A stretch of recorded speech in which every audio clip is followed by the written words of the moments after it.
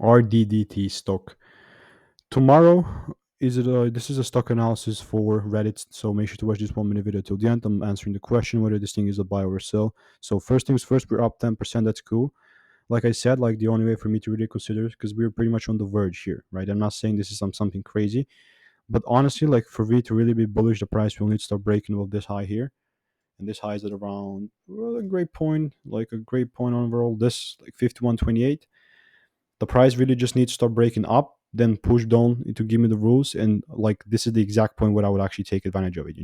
But only if this starts happening and I'm looking very way too far into the future, am I really going to be bullish? So it really is not financial advice. Like, all I'm doing here is just following my rules. There's a very good chance that we even just, this is going to be the high that I'm going to wait for a break from, because then we have a gap here, and this is very risky to kind of go against the gap, with the trend. So there's going to be a better line to wait. So the only way for me to really be bullish on this trend right now is if the price starts breaking above this line. So definitely going to keep you updated. Like, sometimes trading is just waiting, and I'll see you in the next video.